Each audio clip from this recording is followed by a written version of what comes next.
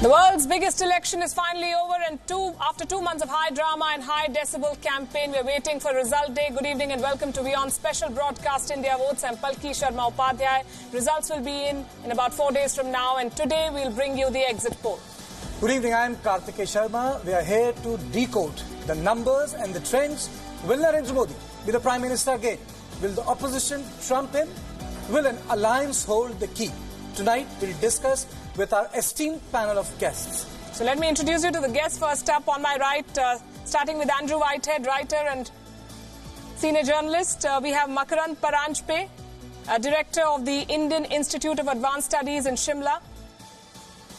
Jasper Reed is also with us. He's a political analyst. And we have Arun Anand, who's a senior journalist. On our left, we start with Walter Anderson, academician, former official in the US State Department. We have Lord Meghnad Desai, author and professor emeritus at the London School of Economics. R.K. Upadhyay, senior journalist. And we have François Gauthier, who's also a political writer and commentator. Good evening and welcome to all of you. And the big question that everyone's asking and no one's answering at this point is, of course, who is going to win this election? So let me put you all in a spot and start with that one. Who is winning? What do you think the numbers will say today? Well, you are putting me in the spot, but as you say, nobody's going to answer that one straight on. I've always thought Narendra Modi is in pole position. Congress began this election year with one huge advantage. They had momentum because of their success in state elections at the end of last year.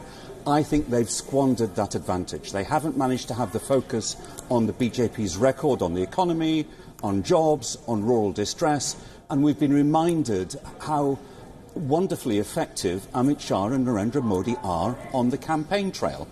But it's been a bad-tempered campaign, a lot of name-calling, almost as much at the national level about the past, about 1984, 1948, the Bengali Renaissance, rather than the tasks that a new government would face. But you've not given me a number. If you want a number, and you're forcing me, and you promise you'll wipe the tape if it's wrong, I would say BJP 223 seats, so round about 60 down. I sat down last night and worked it out state by state. It's intuition more than anything else, but that's the sort of scale of result that I would expect. Professor Paranjpe, do you have a figure? My figure is BJP 260, 265, and I certainly think Narendra Modi is winning. I'm not saying BJP is winning. BJP is also winning, but it's very clearly Narendra Modi's triumph that we're going to witness. But do you think that as Mr. Whitehead was saying, that he thinks that Modi will be closer to the mark? But will this election restore bipolarity in our electoral system, which Advani spoke in 2009 after losing the elections, or will this lead to continuation of BJP as the hegemonic party, the new Congress party?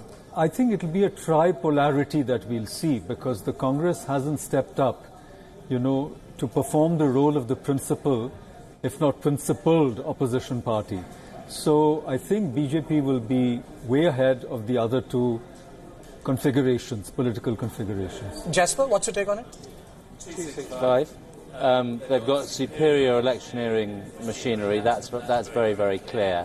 I agree with Andrew that actually the momentum on Congress has stalled, but I think we can expect to see a much better showing, as we need to see, frankly, for healthy democracy, from Raul and of course from all the other regional parties. So I would expect a good outing for the BJP, but not home and dry. Do you have a figure, Arun? I think I won't be surprised if BJP crosses 300.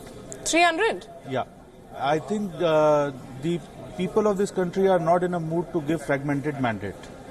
So they are going to give a sweeping mandate, and also what Mr. Whitehead was saying, that I think the momentum which was created after the 3 assembly elections, it was disrupted by Balakot, which proved to be a defining movement. Also, the problem is that Congress, which was one of the major opposition parties, it is planning to win by default. Okay. We are also joined by BJP spokesperson Shaina NC from Mumbai. Shaina, welcome on our show. And what do you think will be the strength of BJP in the new Lok Sabha?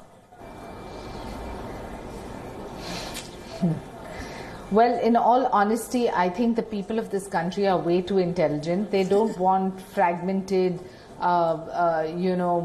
uncertainties. They want stability, and in view of that, the stability comes with a strong leader. And Prime Minister Modi has delivered on ground. The fact that we've reached 22 crore homes and households through our Labharti schemes.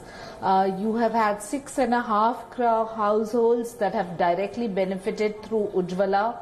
It's important for you to also understand that whether it's Jandan schemes, insurance schemes, pension schemes, Mudra banking that has benefited 70% women of this country, I think all of this is a mandate for a formula of repeating the government at the center, as will happen in the states too. It is imperative for us at this juncture to also analyze what are the options, what is the narrative, because the options of the opposition have only been to call Prime Minister Modi a chor, unpad, gawar, neech, compare him to Aurangzeb, and this kind of low repartee really serves no purpose, because there is no vision plan, there is no idea of what they want to do for the next 5 years, and we have announced from time to time how we have implemented policies and how they should continue in the next 5 years for continuity and a better economy and a strong government. But Shaina, I'm very surprised you're speaking about the manifesto of Bharatiya Janata Party. But if we look at the electoral campaign of Bharatiya Janata Party, it was more about national security, it was more about the threats from Pakistan, it was more about the fears which an average Indian should feel so that it votes for Bharatiya Janata Party. If you look at the terrain of the discourse, it's less about economy, it was less about jobs and more about what can happen to country in absence of the Prime Minister Modi. No, I disagree. You take a case and study of just West Bengal. The lawlessness that we have seen there, the jungle raj that we have seen there is frightening. In a democracy, if you have two leaders of your party being murdered, a party president not being allowed to campaign, you see at the polls, you see bogus voters, you see rigging, you see all kinds of misuse of administrative power. That is a state of anarchy, and that has frightened the people of this country. I'm telling you that the good governance model by Prime Minister Modi and the NDA, be it on national security, be it on fighting terror, the fact that you've not had a single communal violence in terms of a riot for 5 years in itself is a great victory in a large nation as ours, as complicated as ours. So I would think that in the days to come, people want a continuity, they want stability and certainty.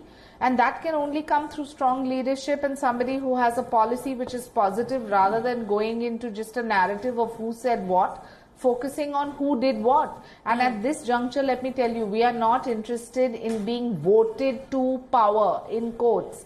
We are interested in serving the people of this country. And in service to the people of this nation is a man who has given up his family, his life, and has consistently, without a day of holiday, worked tirelessly for the people of India with a policy of Sabka Saath, Sabka Vikas. Awesome.